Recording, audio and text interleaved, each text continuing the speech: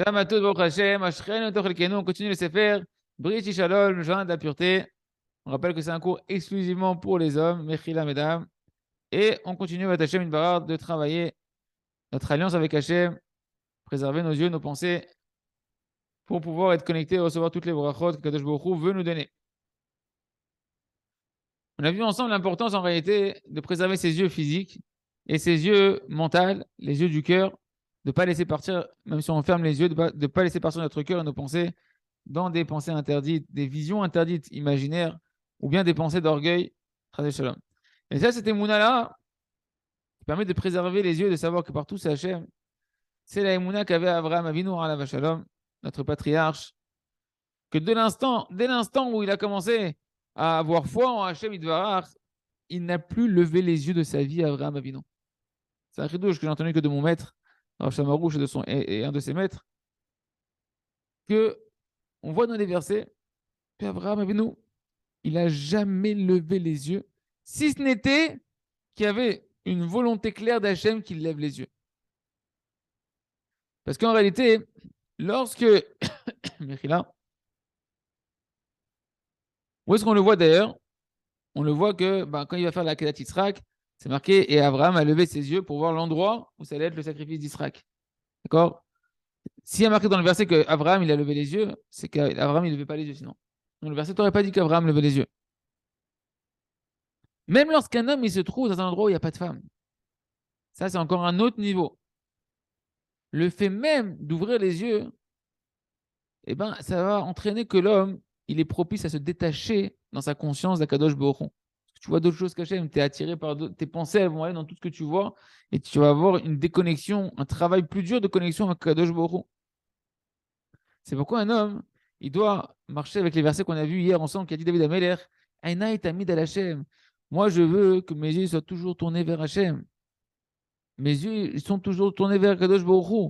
Qu'un homme, il soit attaché à Hachem. On est en train de voir un niveau supérieur de Shmirat Enaim ici, qui est la Dvekout Bachem.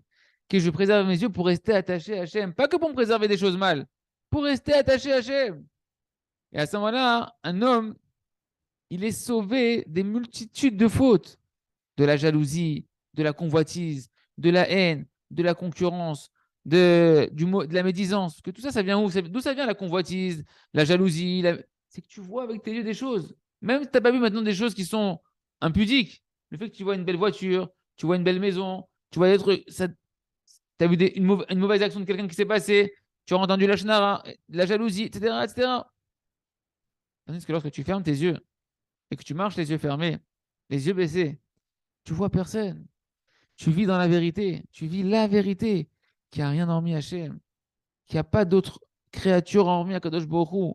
Il n'y a personne à qui jalouser. Il n'y a personne en qui je peux avoir de la haine. Il n'y a personne il y a personne à convoiter. Il n'y a même pas de Annie, il n'y a même pas de moi. La cause c'est Hachem, tout c'est Hachem. Donc je suis en concurrence avec personne. Il n'y a rien de mal qui peut se passer. Il n'y a rien de mal qui se passe. Parce que la personne, elle est attachée à Kadosh Baruch Hu. C'est pourquoi les tzadikim, amitim, authentiques, les justes authentiques, ils n'ont jamais levé les yeux, en tout cas, ils s'efforçaient de ne jamais lever les yeux en dehors des 4 coudées qui les entouraient, environ 2 mètres de ce qui est de circonférentiel autour d'eux. Même dans une chambre fermée, parce que la Shmirat Enaim qu'ils avaient, c'est les tzadikim, on n'en est pas là, mais on regarde vers quoi aspirer, on essaie d'apprendre à notre niveau ce qu'on peut, vers quoi aspirer.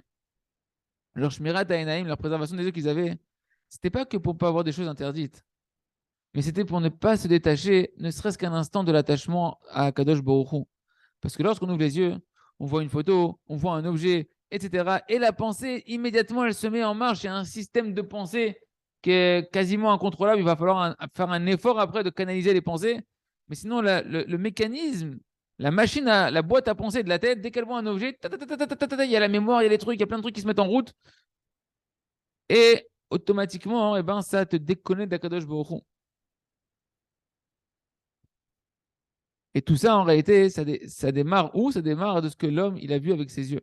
Que chaque chose qu'il va voir, eh ben, ça va engendrer une chaîne de pensée et va savoir où ça va t'amener. Tu ne sais pas, cette cascade de pensée, dans quelle destination elle va t'amener.